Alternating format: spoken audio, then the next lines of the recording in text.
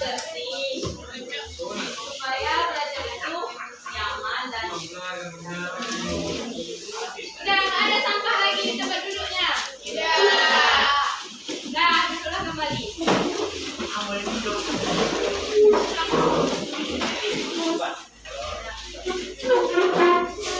Nah, suara tidak ada bersuara lagi. Baiklah, alhamdulillahirabbil alamin. Wassalatu wassalamu ala asrofil anbiya'i wal mursalin wa ala alihi washabihi rasulillahi ajmain. Allahumma shalli ala sayyidina Muhammad wa ala ali sayyidina Muhammad. Ketua kelas, mana ketua kelas Rafen? Ada kawannya yang tidak hadir Rafen? Ada, siapa? Apa kabarnya? Lain Bu, kami tidak tahu. Nggak ada, berarti Darwin Alfa. Selain dari Darwin, nggak ada lagi Rafen. Nah, ibu panggil dulu namanya satu persatu. Aisyah, Hatisya, Alfizul Rahman, Ahmad Malasari, Aulia Orlando, Cici Safitri, Darwin tadi Alfa, Deli Sanjani, Desnia Delo, Diva Lestari, Esther Demani, maaf Damanik, Fajar Mul Akhir, Ferdi Maulana. Sehat Ferdi? Kurang? Idam Khalid, Irfan Nafria, Kesia Wahyu, M. Rizky, Mairo Jaya, Mona Lisa, Udam Nawir, Muhani, Nabila Zahra, Nofiwan, Nur Ayu, Olivia, Putri Sakila, Kafe, Reza Hanifa, Risma Andini, Saskia Wulandari, Saskia Merila, Teguh Aisha, Umi Adenojana, Boni Febria, Yugani Andika, Julia Saptri, sudah? Berarti cuma Darwin sendiri yang tidak ada kabar hari ini. Selainnya alhamdulillah hadir. Sebelum kita belajar, silakan buka buku PA-nya. Silakan buka buku PA-nya tentang bab terakhir. Di semester 1 itu bab terakhir kita.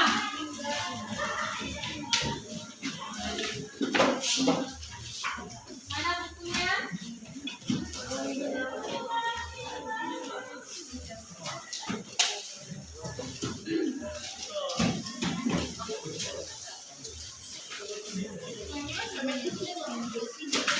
Anak ibu yang laki-laki, mana bukunya? Silakan dibuka. Alfizul, buka bukunya nak. Bab terakhir, ya, peran ulama dalam penyebaran agama Islam di Indonesia. Sudah dibuka bukunya semuanya?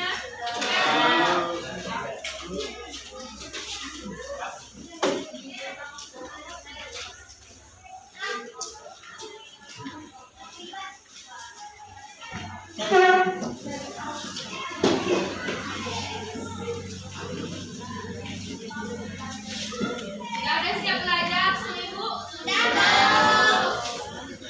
Dengarkan sedikit dari ibu. Karena ajaran Islam itu merupakan ajaran kedamaian bagi umat Islam. Tidak hanya itu, Islam menjadi ajaran yang dapat memberikan rahmat bagi seluruh alam semesta. Islam disebarkan dan didakwahkan pertama kali oleh siapa? Oleh Nabi Muhammad di kota Mekah hingga akhirnya tersebar ke seluruh jazirah Arab. Dan setelah Rasulullah SAW itu wafat, maka perkembangan Islam dilanjutkan oleh siapa yang melanjutkan? Para sahabatnya yang berperan menguatkan dominasi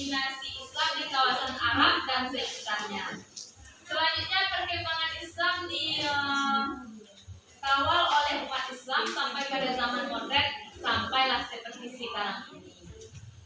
Banyak pihak yang terlibat dalam berjasa dalam pertumbuhan dan perkembangan Islam di dunia. Salah satunya jasa para mubalighin dan penyiar agama Islam sehingga agama Islam sampai meluas. Sejarah Islam mengungkapkan bahwa Islam berkembang di dunia melalui berbagai proses dan peran serta para ulama. Oleh karena itu, atas dasar yang sangat desa tersebut, umat Islam hendaknya meneladani para ulama terkait akhlak dalam penyebaran ajaran Islam ke seluruh dunia. Jadi anak-anak ibu diharapkan akhlaknya baik, bisa menghargai para ulama-ulama kita yang telah menyebarkan ajaran Islam ke seluruh dunia sampailah seperti yang saat ini. Sebab akhlak itu sangat utama. Pintar pun anak ibu kalau tidak berakhlak tidak ada gunanya. Akhlak adalah nomor satu. Dan tujuan pembelajaran kita pada hari ini pada 2 jam. Kita belajar 2 jam kan? Ya. Yaitu anak-anak ibu dapat menganalisis sejarah dan peran tokoh ulama penyebaran Islam di Indonesia. Sudah dibuka bukunya? Sudah. Sudah nampak di situ ada masuknya ajaran Islam di Indonesia, ada jalur penyebarannya, ada perkembangan dakwah, sampai nanti hikmah mempelajari perkembangan Islam di Indonesia. Akan tetapi pada 2 jam hari ini kita hanya membahas tentang masuknya ajaran Islam di Indonesia, yang kedua jalur penyebaran Islam di Indonesia. Itu aja dulu kita bahas. 3. Sebelum kita belajar ada yang ingin ditanyakan. Nanti siapa yang dapat jawabannya silakan tunjuk tangan. Pertanyaan ibu yaitu, coba anak ibu jelaskan strategi penyebaran agama Islam di Indonesia. Siapa yang dapat? Saya buat Ayo silakan Kesia. strategi dakwahnya masuk Islam ke Indonesia. 1. Perdagangan. Strategi dakwah Islam yang paling terkenal dan banyak diketahui ialah melalui jalur perdagangan. Mulanya para perdagangan Muslim dari Arab, Persia, dan India perdagangan untuk berniaga. Mereka menyebarkan agama Islam kepada masyarakat sekitar yang kala itu mayoritas menganut agama Hindu dan Buddha. 2. Pendidikan. Selain perdagangan, Islam juga disiarkan melalui strategi pendidikan. Artinya, para sesakwa membangun pondok pesantren dan masjid-masjid sebagai tempat perkumpulan untuk mempelajari agama Islam. 3. Perkawinan. Perkawinan juga tak kalah penting yang termasuk ke dalam salah satu strategi dakwah Islam di Nusantara. Para pedagang Muslim yang mulanya singgah berujung menetap di Indonesia, jadi banyak dari mereka yang menikah dengan putri bangsawan dari kerajaan-kerajaan di Nusantara. 4. Kesenian dan kebudayaan. Selanjutnya adalah strategi kesenian dan kebudayaan. Cara ini dilakukan oleh Wali Songo dalam menyebarkan agama Islam di kawasan Pulau Jawa. Wali Songo menyelenggarakan pertunjukan seni dan budaya untuk memperluaskan ajaran agama Islam, oleh karenanya masyarakat lebih mudah menerima dan menyukainya. 5. Tingkatan sosial. Ada juga strategi tingkatan sosial dalam menyebarluaskan agama Islam di Indonesia. Cara itu dilakukan dengan mengislamkan para raja dan bangsawan yang memiliki tingkatan sosial. Nah ya, terima kasih kepada Kesia yang telah menjawab pertanyaan dari ibu. Setelah anak-anak ibu silakan diamati terlebih dahulu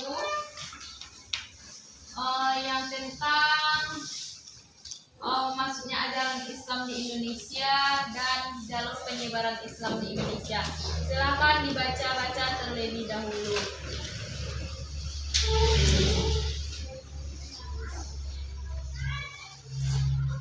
Silakan dibaca.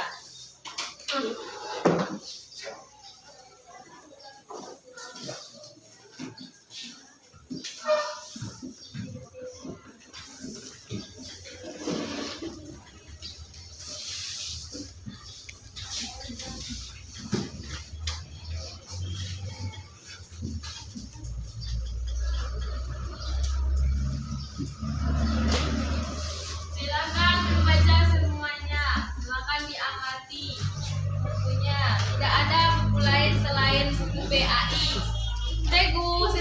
baca nak?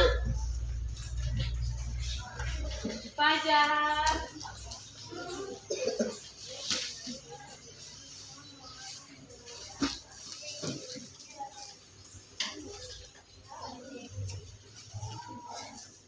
Tidak ada suara, semuanya membaca.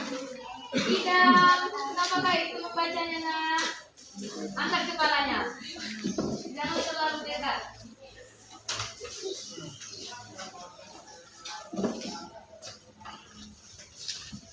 Silakan dibaca, diamati.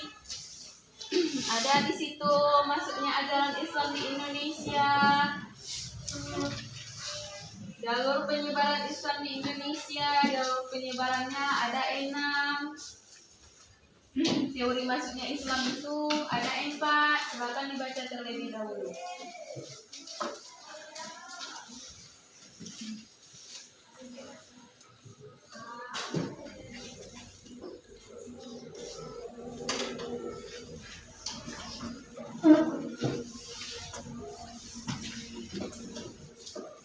Media ibu ada kelihatan ke belakang? Ada, Bu. Kelihatan semua kan? Iya, Bu. Tidak terlalu kecil kan? Tidak, Bu.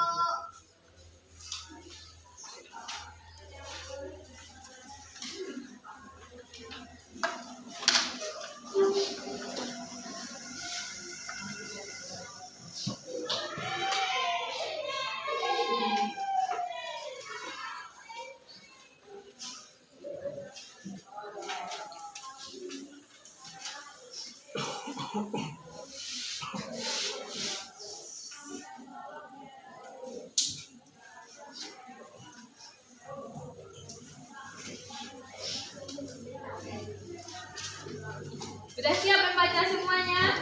Sudah, Bu. Oke, sudah selesai semuanya membaca? Coba lihat di depan, kamu tulis berdua itu semuanya. Ada di sini kondisi Nusantara sebelum Islam datang. Ada nampak? Yang di belakang nampak? Ini Islam Indonesia pra-Islam. Ada kondisi masyarakatnya, ada yang dinamisme, ada dinamisme, ada pula agama Hindu, ada agama Buddha. Nia, ada nampak gambar-gambarnya? Ini contohnya saji-sajian. Ini kayak ada apa namanya? Api disembah. Ini kayak di bawah pohon besar. Ini apa nih? Ada yang tahu ini apa? Menyembah, dia bersujud menyembah. Apa nampak tuh? Batu, yang menyembah batu. Ini ada aliran kepercayaannya, ada dinamisme, ada animisme, kalau agamanya ada Hindu, ada Buddha. Itulah kondisi Nusantara sebelum datangnya Islam, kepercayaannya, aliran kepercayaan. Yang pertama, animisme. Coba anak ibu Raven bisa membacanya nak? Apa animisme? Kata animisme berasal dari bahasa Latin, yaitu anima yang berarti roh. Kepercayaan animisme adalah kepercayaan kepada makhluk halus dan roh. Keyakinan ini banyak dianut oleh bangsa-bangsa yang belum bersentuhan dengan agama wahyu. Paham animisme percaya bahwa setiap beda di bumi ini seperti laut, gunung, hutan, gua, atau tempat-tempat tertentu mempunyai jiwa yang mesti dihormati agar jiwa tersebut mengganggu manusia atau bahkan membantu mereka dalam kehidupan. Iya, itulah dikatakan dengan animisme. Animisme itu berasal dari bahasa Latin, yaitu anima yang berarti roh. Nah, kepercayaan animisme ini kepercayaan yang apa? Yang kepada makhluk-makhluk halus dan roh-roh nenek moyang. Seperti benda-benda di bumi, seperti ada laut, itulah disembahnya. Gunung, hutan, gua, atau tempat-tempat tertentu. Ini ada nampak gambarnya? Ada. Kepercayaan terhadap makhluk halus dan roh, itu animisme. Udah paham dengan animisme?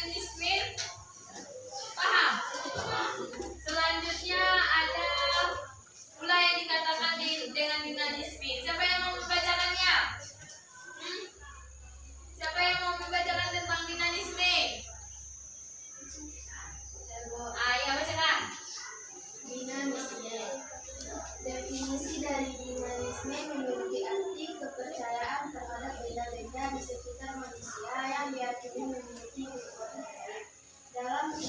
Dalam ensiklopedia umum dijumpai definisi dinamisme sebagai kepercayaan keagamaan politik yang ada pada zaman sebelum kedatangan agama Katolik. Nah, terima kasih anak ibu. Ya, itulah dikatakan dengan dinamisme, kepercayaan terhadap benda-benda di sekitar manusia, seperti misalnya pohon-pohon. Benda-bendanya ini benda-benda yang dianggap kuat. Seperti ini ada juga nih, seperti batunya besar-besar, pohon besar, patung-patung di pohonan. Itulah kepercayaannya, dianggapnya di situ ada Tuhannya. Jadi bisa nggak ibu membedakan dinamisme dan animisme? Nah, kalau animisme itu kepercayaan terhadap roh-roh, sedangkan dinamisme itu kepada benda-benda. Selanjutnya ada agama Hindu. Lihat, agama Hindu. Ini sebelum masuknya Islam ke Indonesia ya anak ibu semuanya. Seorang Hindu adalah penganut filsafat dan sastra agama Hindu, sebuah sistem keagamaan filsafat dan budaya yang berasal dari anak benua India. Jadi agama Hindu itu berasal dari benua India. Kurang lebih itu. Ada nampak semuanya di PPT bukan? Dan ini di Indonesia candi-candi Hindu terbesar ada candi Prambanan. Nah, nampak candi Prambanan. Di mana letak candi Prambanan? Di Pulau Jawa. Itu candi Prambanan letaknya di Pulau Jawa. Selanjutnya ini agama Buddha. Ini agama Buddha ini kayak lebih ke Cina.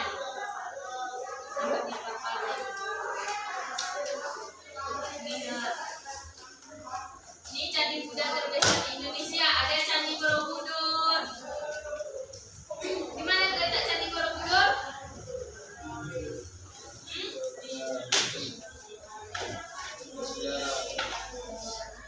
Di Jawa, Jawa Barat.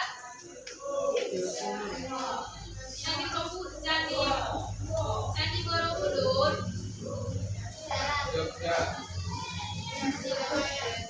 Surabaya, jauh ke Surabaya. Sudah agama Hindu Buddha di Indonesia secara pasti belum diketahui, tetapi pada tahun 400 Masehi dipastikan agama Hindu Buddha telah berkembang di Indonesia. Ingat ya anak ibu, ini semua sebelum masuknya Islam ke Indonesia. Nah, selanjutnya masuklah ke materi kita pada hari ini, yaitu teori masuknya Islam ke Indonesia dan jalur penyebaran Islam di Indonesia.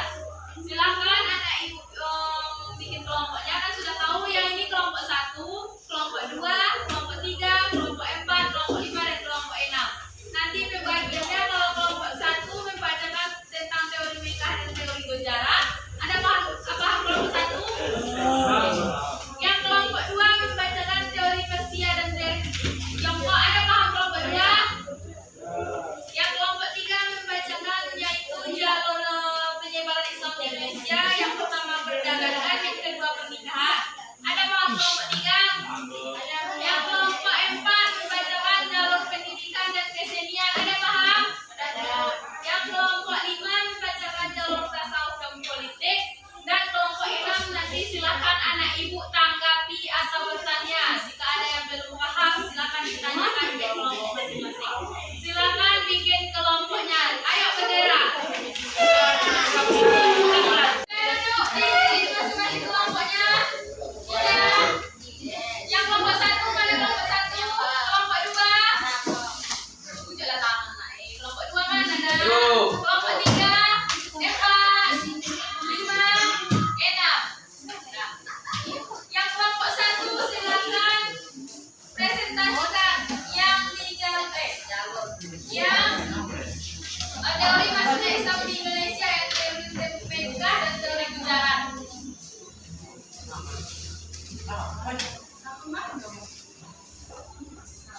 Ayo berdiri, ucapkan salam dulu. Nah, semuanya didengarkan, silahkan didengarkan.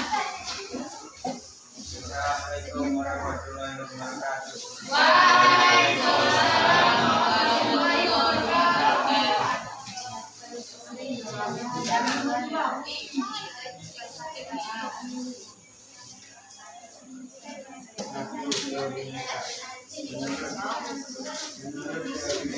Silakan dinyatakan Kak Ibu. Islam Indonesia adalah langsung dari agama dari barat awan pertama Hijriah atau abad ke-7 para pedagang dari Timur Tengah memiliki misi dagang dan dakwah sekaligus. Dua teori sejarah. Teori sejarah mengatakan bahwa proses peredaran Islam Indonesia berasal dari sejarah pada abad ke-7 Hijriah atau abad ke-13 Masehi. Sejarah adalah sebuah wilayah Hijriah bagian barat berdekatan dengan Laut Arab. Menurut teori ini, orang-orang Arab menghadap sapi Irak dan Mesir di darat dan Malabar sejak awal Hijriah awal ke-7 Masehi. Udah dibacakan kelompok 1. Lanjut kelompok 2 yang teori Persia dan teori Tiongkok. Ayo, ayo Ira, bacakan.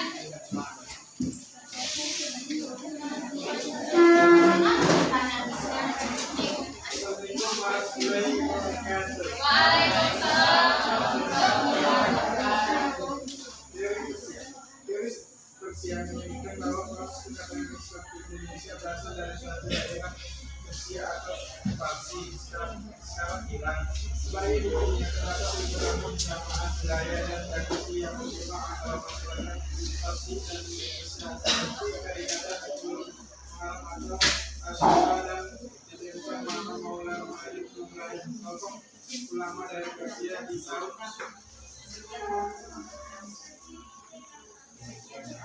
Sekian, assalamualaikum warahmatullahi wabarakatuh. Waalaikumsalam. Lanjut kelompok 3 yang jalur penyebarannya yang jalur perdagangan dan pernikahan. Ayo kelompok 3.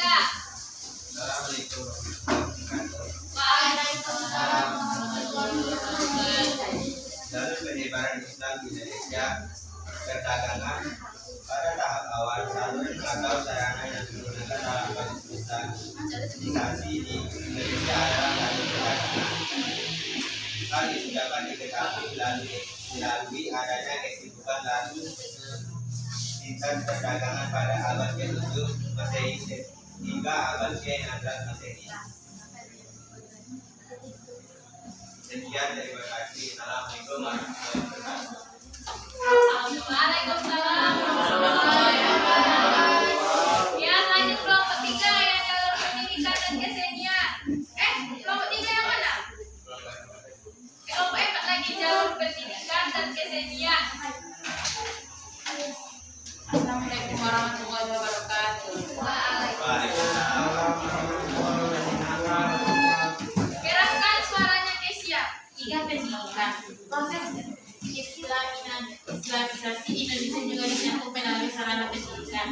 Para ulama banyak yang mendirikan lembaga pendidikan Islam berupa pesantren. 4. Kesenian. Saluran Islamisasi melalui kesenian yang paling terkenal adalah melalui pertunjukan wayang. Seperti diketahui bahwa Sunan Kalijaga adalah tokoh yang paling mahir dalam mementaskan wayang. Sekian, assalamualaikum warahmatullahi wabarakatuh. Waalaikumsalam. Selanjutnya kelompok 5 tasawuf dan politik. Silakan dibacakan. Ayo kelompok 5. Waalaikumsalam.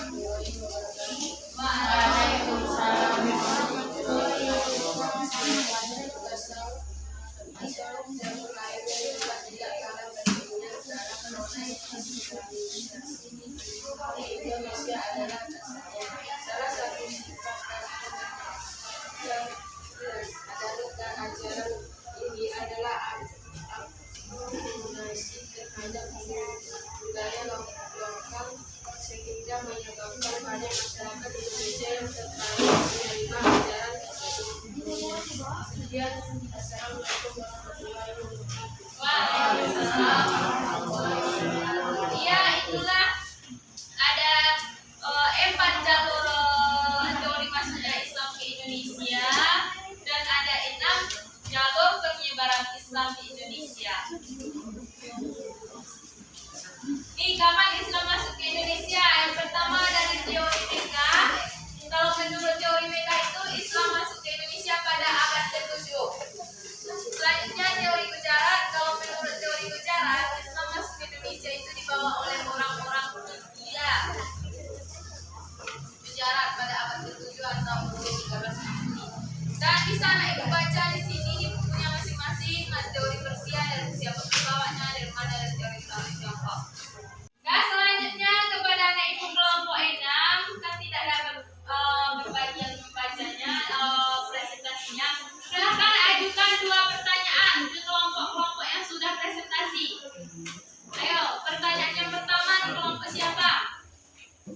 Perkenalkan, nama saya Rizwana Hanifah dari kelompok 6 ingin bertanya kepada kelompok 4. Sebelum Islam masuk ke Indonesia, masyarakat sudah menganut kepercayaan.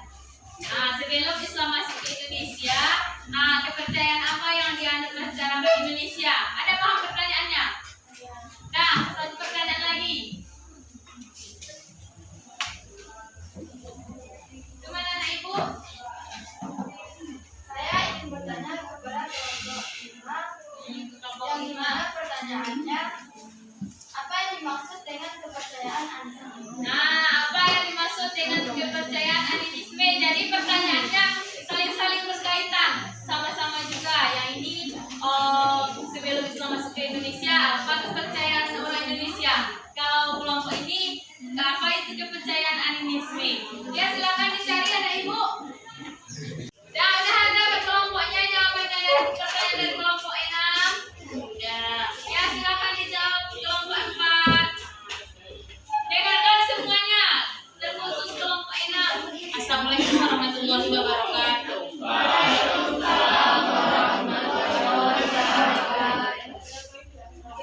Saya akan menjawab pertanyaan dari kelompok 6. Yang pertanyaannya, apa kepercayaan rakyat masyarakat Indonesia sebelum Islam masuk ke Indonesia? Jadi kepercayaan masyarakat Indonesia sebelum Islam masuk ke Indonesia adalah animisme dan dinamisme. Animisme adalah percaya kepada orang-orang nenek moyang mereka yang sudah tiada. Dinamisme adalah percaya kepada benda-benda yang mereka yakini mempunyai kekuatan. Sekian, terima kasih. Assalamualaikum warahmatullahi wabarakatuh. Waalaikumsalam warahmatullahi wabarakatuh. Ya, itulah sebelum masuknya Islam ke Indonesia ada 2 kepercayaan, ada dinamisme dan ada animisme. Bisa diterima kelompok 6? Paham kelompok 6? Paham. Nah, selanjutnya silakan jawab kelompok 5.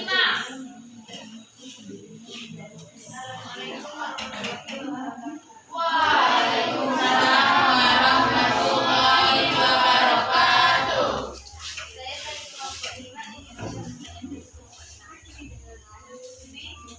kata animisme berasal dari bahasa Latin yaitu anima, yang berarti roh. Kepercayaan animisme adalah kepercayaan kepada makhluk halus dan misteri yang dianut oleh bangsa manusia yang bersentuhan dengan agama waktu itu.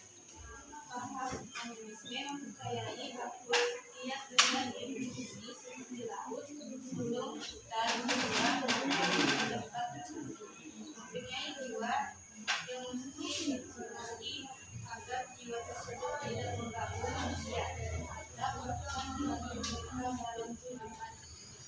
Sekian jawaban dari saya. Assalamualaikum warahmatullahi wabarakatuh. Itulah yang dimaksud dengan kepercayaan animisme. Bisa diterima kelompok 6? Bisa? Paham? Semuanya sudah paham? Atau ada yang perlu ditanyakan lagi? Tidak ada? Nah, ibu jelaskan sedikit. Ya, teori masuknya Islam ke Indonesia itu ada 4 teori. Ada teori Mekka, ada teori Gujarat, ada teori Persia, dan ada teori Tiongkok. Yang pertama teori Mekka. Siapa yang membawa Islam masuk ke Indonesia menurut teori Mekka? Islam masuk ke Indonesia menurut teori Mekka dibawa oleh saudagar dari Arab, yaitu pada abad ke-7 Masehi. Anak-anak ibu ingat itu, ini pasti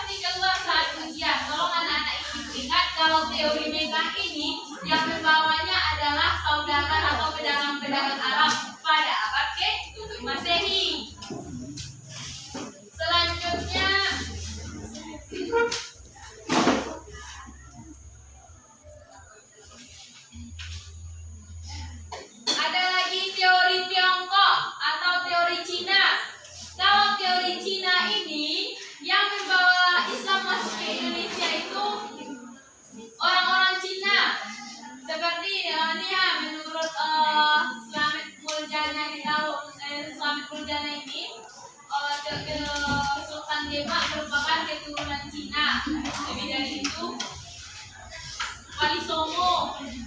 Apa di sini lagi yang perlu dipahami? Ini yang tolong anak ibu hafal tentang Wali Songo. Besok disetorkan pas pembelajaran besoknya. Itulah menurut Cina, yaitu pada abad ke-9 Masehi yang dibawa oleh pedagang-pedagang Tiongkok. Itu anak-anak ibu ingat, itu pasti keluar di ujian.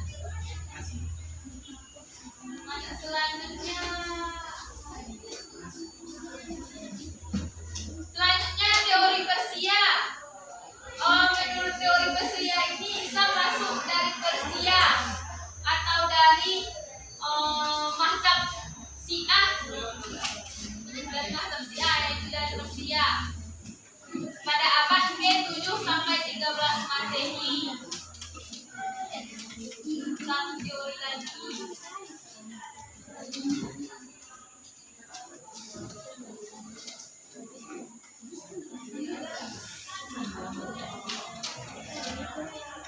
Teori Tiongkok, teori ujaran satu lagi yang membawa teori ujaran itu adalah pedagang-pedagang dari India pada abad ke-13 Masehi. Selanjutnya jalur masuknya Islam ke Indonesia atau Nusantara. Yang pertama ada jalur perdagangan. Ada nak ikutan Pak jalur perdagangan? Ada. Yaitu dimulai sejak abad ke-7 Masehi. Yaitu dengan datangnya para pedagang Islam dari Arab, Persia dan India. Selain berdagang, mereka menyebarkan agama Islam. Cara ini bagi efektif karena melibatkan seluruh kalangan masyarakat. Dari cara berdagang orang itu menyebarkan agama Islam. Contohnya saja di teori yang dari teori tadi dan para pedagang yang membawa Islam ke Indonesia. Selanjutnya jalur pernikahan. Ini ya, misalnya para pedagang-pedagang tadi dinikahinya penduduk-penduduk Indonesia, maka Islam bawa penduduk-penduduk Indonesia tersebut. Selanjutnya jalur politik, melalui politik. Ini contohnya seperti pengaruh seorang raja sangat penting bagi perkembangan Islamisasi di Indonesia. Misalnya karena banyaknya yang empat teori masuknya Islam yang tadi terkhususnya dari teori Tiongkok. Kan raja-raja Islam, pertama raja-raja Indonesia ini kan belum Islam. Dengan masuknya teori Tiongkok, raja-raja yang belum Islam itu banyak masuk Islam.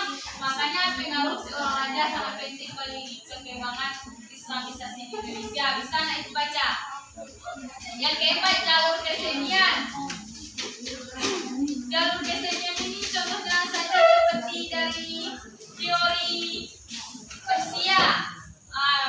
Seperti dari jalur kesenian wayang, Wali Songo. Siapa itu Wali Songo yang terkenal tentang wayang-wayangnya? Dari Jaga, ya, Sunan Kalijaga. Yang kelima jalur pendidikan. Banyaknya guru menjadi Islam, para ulama di Indonesia karena kita masuk Islam. Selanjutnya terakhir tasawuf ini seperti mazhab, tadi kan ada mazhab Syiah. Para ahli tasawuf hidup dalam kesederhanaan, kebahagiaan dan sebagainya. Nih, itulah pelajaran kita pada kesempatan hari ini, yaitu ada jalur penyebaran Islam di Indonesia dan ada teori masuknya Islam ke Indonesia. Sudah paham semuanya atau ada yang perlu ditanyakan? Sudah, nggak ada yang ingin ditanyakan? Tidak, berarti paham semuanya. Sebelum kita tutup pembelajaran kita pada hari ini, siapa yang bisa menyimpulkan pembelajaran kita? Siapa yang bisa menyimpulkan pembelajaran kita? Dan bagaimana perasaan anak-anak ibu setelah mengetahui pembelajaran kita pada hari ini? Senang. Apalagi? Ilmunya bertambah. Apalagi ada lagi? Sama-sama kita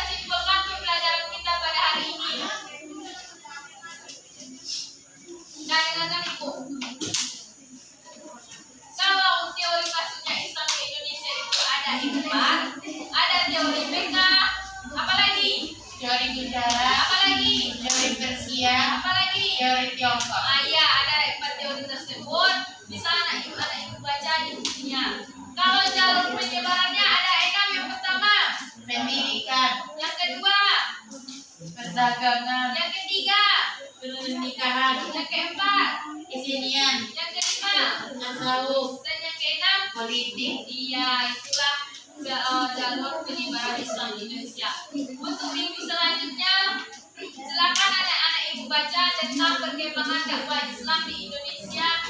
Halaman 81. 51 ya bukan ini. Iya, silakan untuk pelajaran minggu selanjutnya anak ibu baca dari halaman 51 sampai halaman 55. Dan setelah itu akan kita jawab tentang penilaian sumatif di halaman 57. Mungkin itu saja pembelajaran kita pada hari ini. Semoga apa yang kita dapatkan menjadi berkah dan manfaat bagi kita semua. Amin. Dan semoga ilmu kita bertambah.